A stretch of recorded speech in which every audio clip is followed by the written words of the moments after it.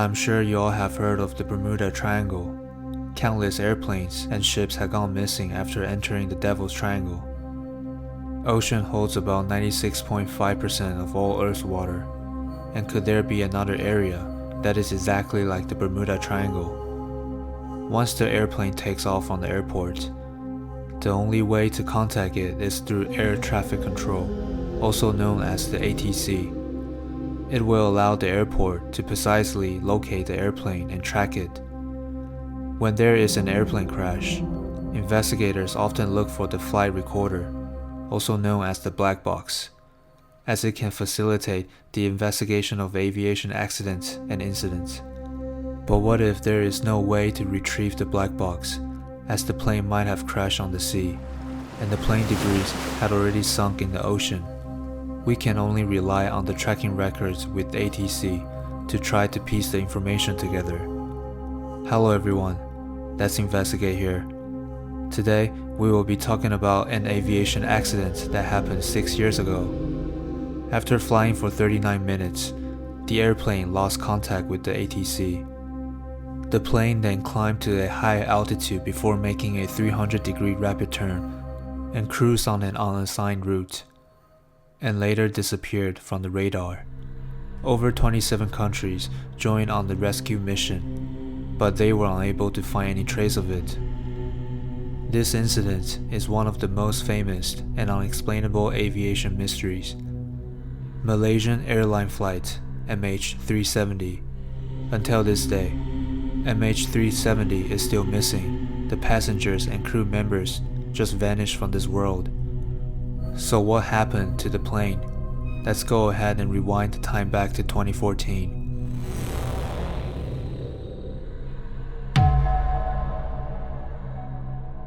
On March 8, 2014, MH370 was a scheduled international passenger flight operated by Malaysia Airlines, flying from Kuala Lumpur International Airport to Beijing Capital International Airport. The estimated flight time was about 5 hours and 34 minutes.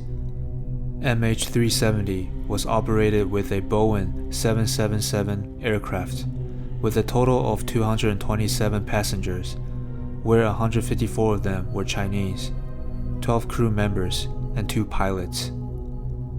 Zaharie Ahmed Shah, the pilot for MH370, was 53 years old and had over 18,000 flight hours and was an experienced pilot. The co-pilot was a 27-year-old named Farik Abdul Hamid, and he had over 2,700 flight hours. The plane was also carrying around 32,000 pounds of cargo. After confirming with ATC, the airplane took off at 12:42 a.m. local time and reached a cruising altitude of 35,000 feet. At 1:01 a.m., everything looked normal as these were standard flight operations. The airplane was on its way to Beijing, and the passengers thought they might even see the sunrise when they arrived at the airport.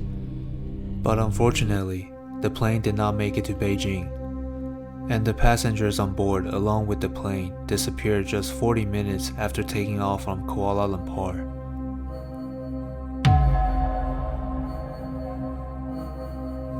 After cruising for 38 minutes, the plane was about to enter Vietnam.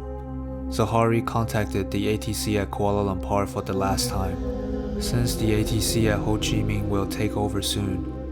Here is the recorded conversation between ATC at Kuala Lumpur and Zaharie. 370, maintaining level 350. Malaysian 370. Malaysian 370, maintaining level 350. Malaysian 370. Malaysian 370, contact Ho Chi Minh 120.9. Good night. Good night, Malaysian 370. The radar at Kuala Lumpur was still able to detect MH370 at 1:20 a.m., but just 1 minute after, MH370 disappeared from the radar. This was highly unusual, so ATC used the secondary radar to try to locate MH370 right away. Secondary radar depends on the transponder signal that is transmitted by each airplane and contains richer information. For instance, the airplane's identity and altitude, 5 seconds after MH370 crossed into Vietnamese airspace, the symbol representing its transponder dropped from the screens of Malaysian ATC. And 37 seconds later, the entire airplane disappeared from the secondary radar. The final transponder data indicated that the aircraft was flying at its assigned cruise altitude of flight level 350 and was traveling at 471 knots, true airspeed, and the plane had about 92,000 pounds of fuel when it disappeared from the secondary radar.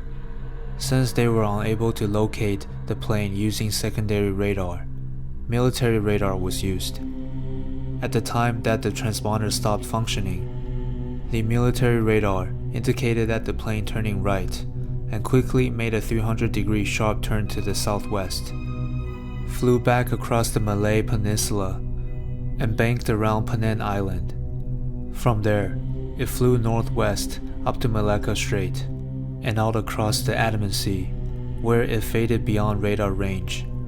The military radar also showed the data which indicated at one point the airplane reached an altitude of 58,000 feet, which exceeds the maximum operating altitude of 43,000 feet. But then the plane quickly lowered its altitude to just 4,800 feet right after.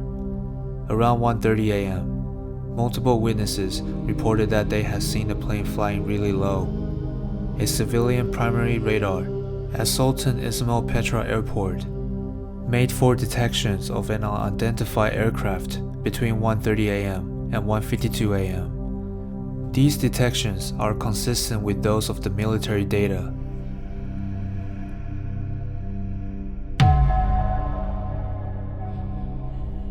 A search and rescue effort was launched in Southeast Asia soon after the disappearance of MH370. The initial search area was where the airplane disappeared from the radar, which was around the Gulf of Thailand and South China Sea.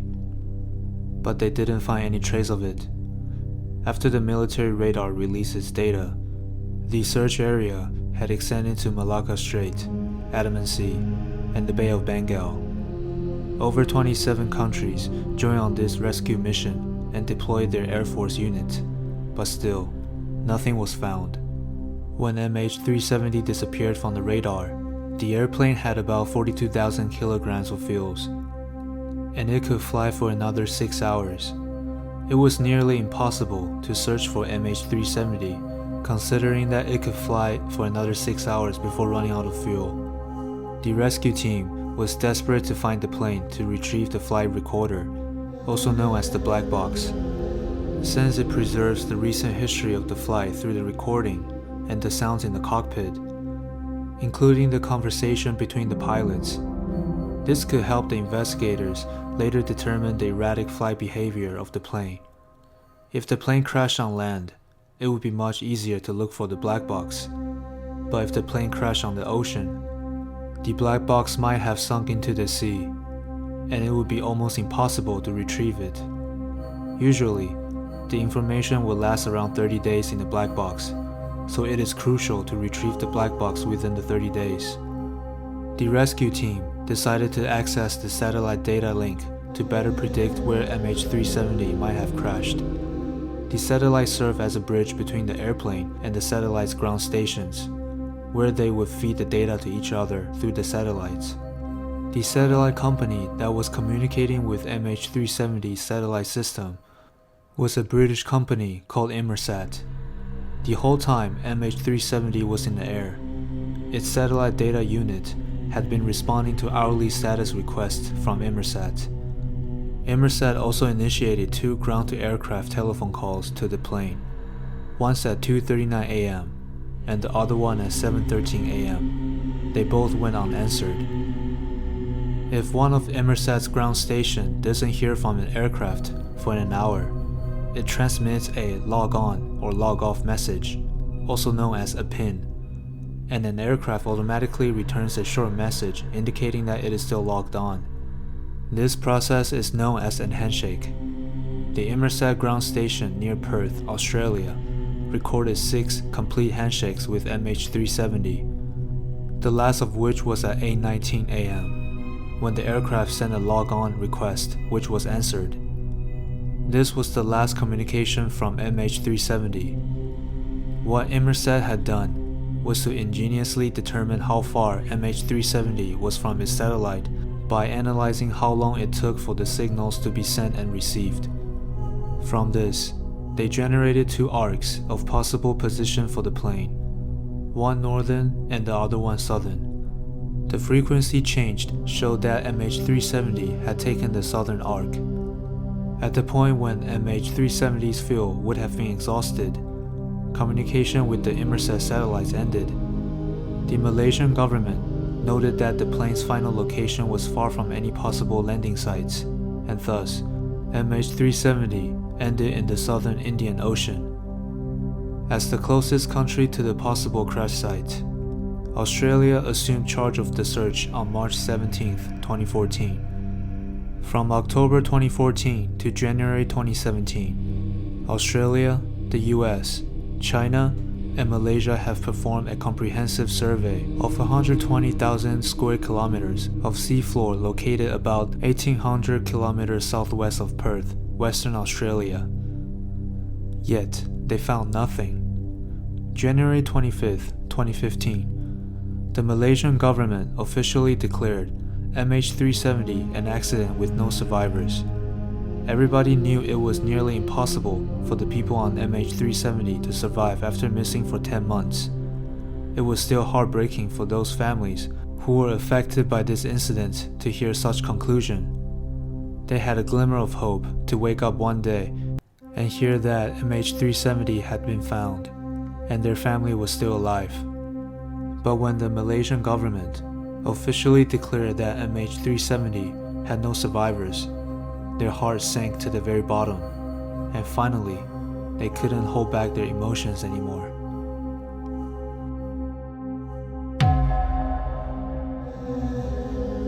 July 29th, 2015, 16 months after MH370 went missing, a metallic debris was discovered on the beach of San Andre, Reunion, an island in the western Indian Ocean, about 4,000 kilometers west of the underwater search area.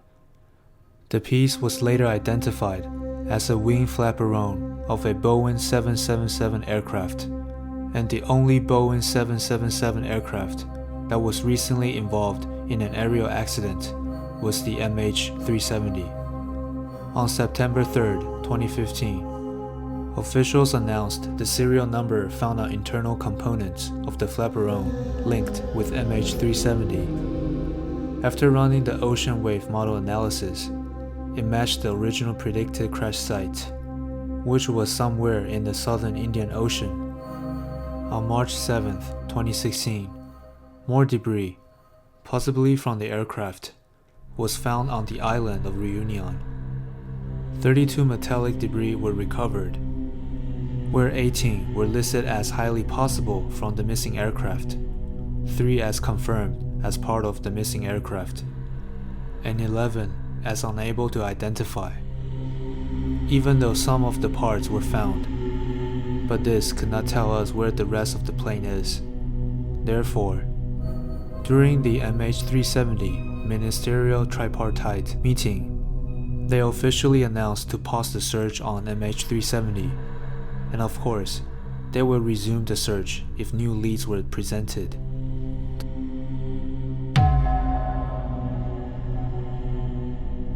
January 10th, 2018, a second underwater search was launched by a private contractor, Ocean Infinity. The search attempt was approved by the Malaysian government, provided that payment will only be made if the wreckage were found. The aircraft is believed to lie in 4,000 to 6,000 meters along the 7th arc in the southern Indian Ocean, one of the most remote locations in the world.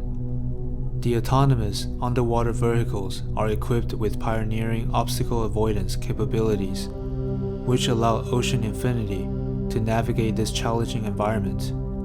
Sadly, after 138 days, the aircraft still remains missing. On May 29, 2018, Ocean Infinity declared the search to be unsuccessful. And this was the last time the Malaysian government attempted to look for the missing MH370.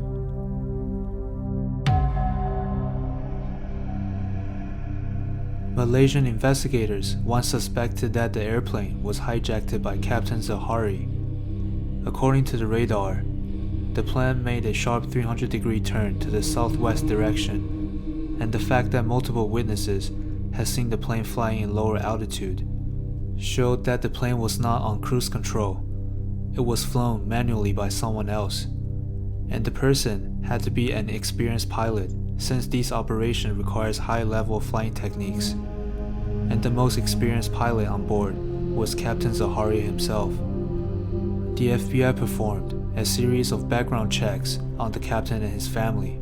They found out that in one of Zaharie's flight simulator games, a route was identical to that of MH370.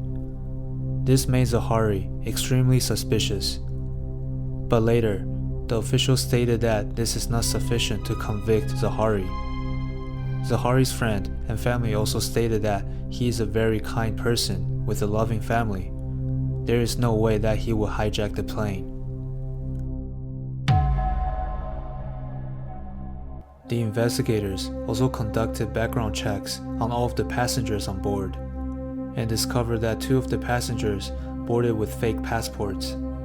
Some people thought that these 2 people might have hijacked the plane and installed a remote controller, and then the terrorists were able to remotely fly the plane. However, after extensive research, the 2 passengers were from Iran and had no links to terrorism, and Boeing 777 aircraft did not support remote control, so there is no way that anyone could control the plane on the ground.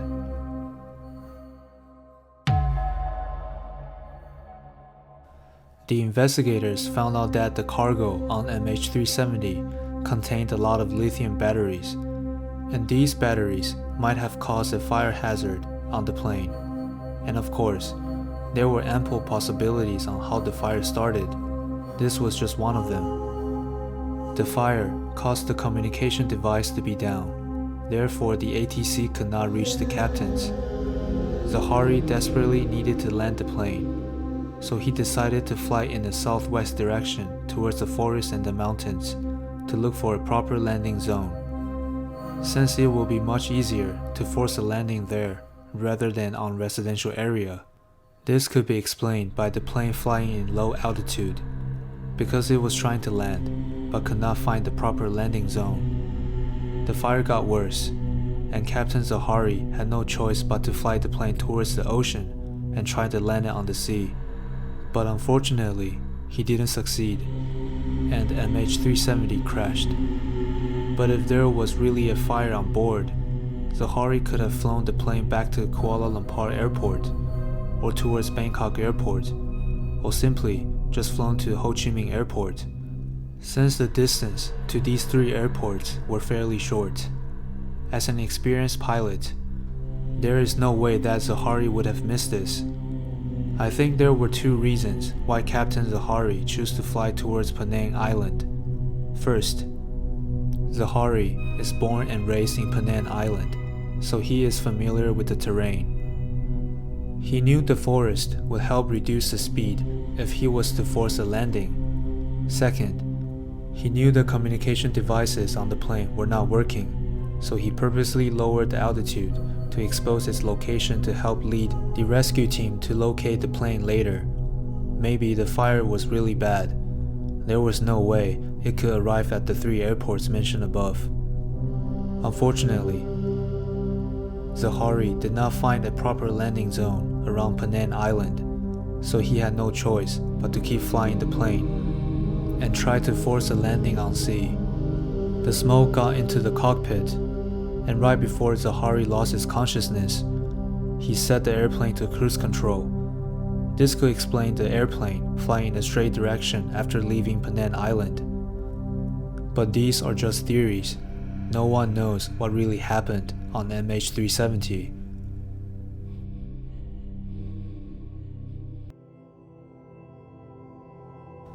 We can't predict the future, and we definitely won't know what will happen tomorrow. It is important to live for the moment and to cherish what you have, because they could be gone in the blink of an eye. You were super excited to see your family the next day, because they were flying from Kuala Lumpur and will arrive in Beijing in the morning.